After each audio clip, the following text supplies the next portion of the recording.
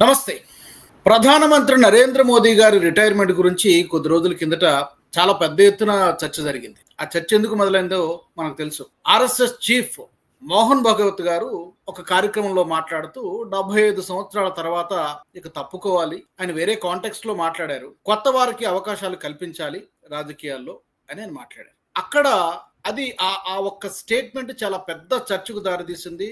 దేశవ్యాప్తంగా సామాన్య ప్రజల్లో, అలాగే ప్రతిపక్షాలకు, కాంగ్రెస్ పార్టీ కానీ మిగిలిన రాజకీయ పార్టీలు, సమాజ్వాదీ పార్టీ, ఇంకా చాలా రాజకీయ పార్టీలు దాన్ని ఒక అస్త్రంగా, ఆయుధంగా మలుచుకునేటువంటి ప్రయత్నం చేసే మోదీ గారు తప్పుకోవాలి, ఇక అతనికి ప్రధానమంత్రిగా కొనసాగకూడదు, వేరే వారికి అవకాశం ఇవ్వాలంటూ వివిధ రాజకీయ పార్టీలు అదొక అస్త్రంగా మలుచుకునేటువంటి ప్రయత్నం చేశాయి. అయితే కొద్ది రోజుల తర్వాత మోహన్ భగవత్ గారు దానికి వివరణ కూడా ఇచ్చారు. నేను వేరే కాంటెక్స్ట్ లో మాట్లాడాను. నిజానికి ఇద్దరు వయసు 75 సంవత్సరాలే. మోహన్ భగవత్ గారి వయసు 75 సంవత్సరాలే, మోదీ గారి వయసు కూడా 75 సంవత్సరాలే. అలాంటి నిబంధన ఏవి మా దగ్గర లేదు అంటూ కూడా మోహన్ భగవత్ గారు చెప్పడం జరిగింది. అయితే ఇప్పుడు మరొకసారి ఈ చర్చ ఎందుకు వచ్చిందంటే, రక్షణ మంత్రి రాజ్నాథ్ సింగ్ గారు మాట్లాడారు. ఆయన ఒక ఇంటర్వ్యూలో మాట్లాడుతూ ఆయన ఏమన్నారంటే, 2047 వరకు కూడా మోదీ గారికి రిటైర్మెంట్ లేదు, ఆయనే మా నాయకుడు, మమ్మల్ని ముందుండి నడిపిస్తారు, ఆయనే మా ప్రధానమంత్రి అని కూడా చెప్పారు. సరే, కొంచెం వినడానికి ఇది ఎగ్జాజరేషన్ లా అనిపించినా కూడా ఆ యొక్క ఉద్దేశం చాలా స్పష్టంగా కనిపిస్తోంది.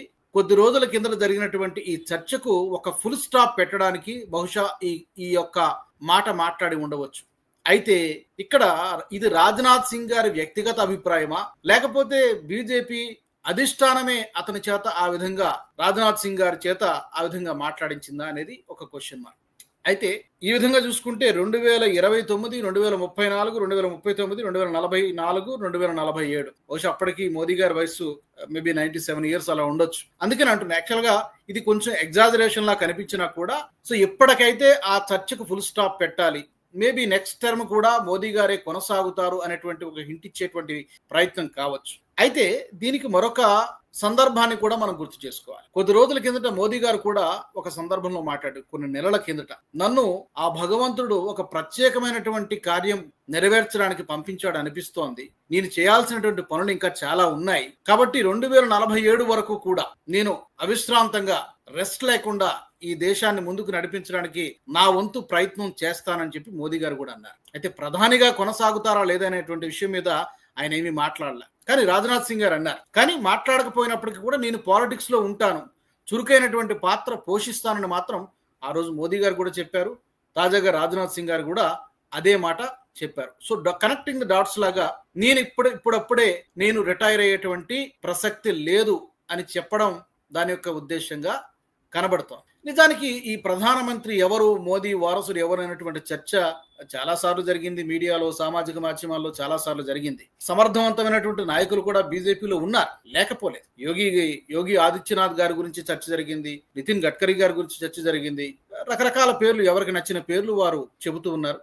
అమిత్ షా గారు ఉన్నారు, రాజ్నాథ్ సింగ్ గారు ఉన్నారు. బీజేపీలో నాయకులకు ఏమాత్రం కొదవలేదు. కానీ మోదీ గారు క్రియేట్ చేసినటువంటి ఇంపాక్ట్ 2014 తర్వాత ఎన్నో మార్పులు మనం చాలా సందర్భాల్లో మాట్లాడుకున్నాం. అన్ని రంగాల్లో, వ్యవసాయ రంగంలో కావచ్చు, డిఫెన్స్ రక్షణ రంగంలో కావచ్చు, నేషనల్ సెక్యూరిటీ విషయంలో కావచ్చు, సంస్కరణల విషయంలో కావచ్చు, ఎన్నో అంతర్జాతీయ సమాజం భారత్ వైపు తిరిగి ఒక్కసారిగా చూసేలాగా, అంతర్జాతీయంగా ఖ్యాతిని పెంచేలాగా, భారత ఖ్యాతిని పెంచేలాగా చాలా నిర్ణయాలు తీసుకున్నారు. అందులో విజయవంతమయ్యారు. అఫ్ కోర్స్ కొన్ని విమర్శలు ఉన్నాయి, సహజమే. రాజకీయ నాయకుడు అన్న తర్వాత విమర్శలు ఎదురవుతూనే ఉంటాయి. అయినప్పటికీ కూడా తాను అనుకున్నది చేసి తీరేదాకా కూడా నిద్రపోనటువంటి వ్యక్తి నరేంద్ర మోదీ గారు. సో నరేంద్ర మోదీ గారి రిటైర్మెంట్ గురించి చర్చ కొద్ది రోజుల కిందట వచ్చింది, ఇప్పుడు కూడా అక్కడక్కడ jరుగుతూ ఉంది. బహుశా ఈ చర్చ ఇప్పుడు అవసరం లేదు, ఇది అనవసరమైనటువంటి చర్చ అని రాజ్నాథ్ సింగ్ గారు, ఆయన ఒక కీలకమైనటువంటి పదవిలో కూడా ఉన్నారు, కేవలం పార్టీలో సభ్యుడు కాదు,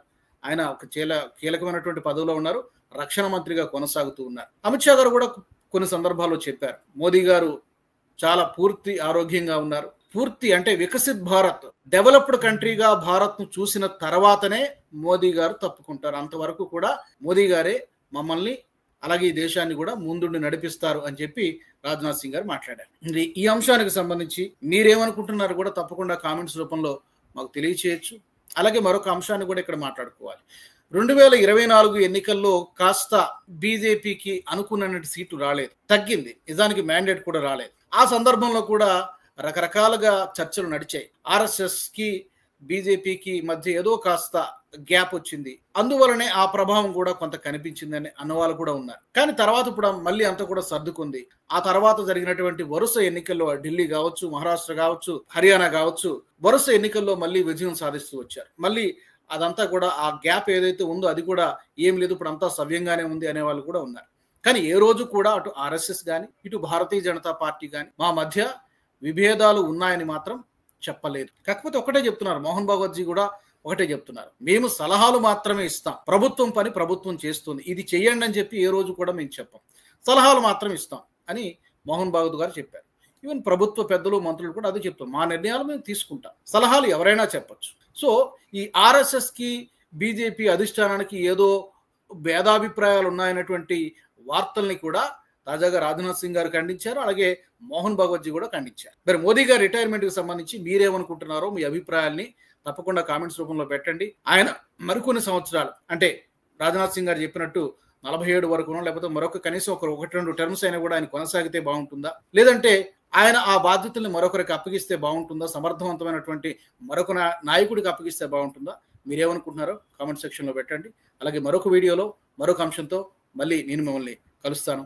జై హింద్. ఈ వీడియో మీకు నచ్చినట్టయితే లైక్ చేయండి, 10 మందికి షేర్ చేయండి. అలాగే కామెంట్ల రూపంలో మీ అభిప్రాయాలను మాతో పంచుకోండి. Nationalist hub group of channels ను సబ్స్క్రైబ్ చేసుకుని తెలుగునాట జాతీయవాద జర్నలిజాన్ని ప్రోత్సహించండి. ఈ వీడియో కింద ఉన్న బెల్ ఐకాన్ పై క్లిక్ చేయడం మర్చిపోవద్దు.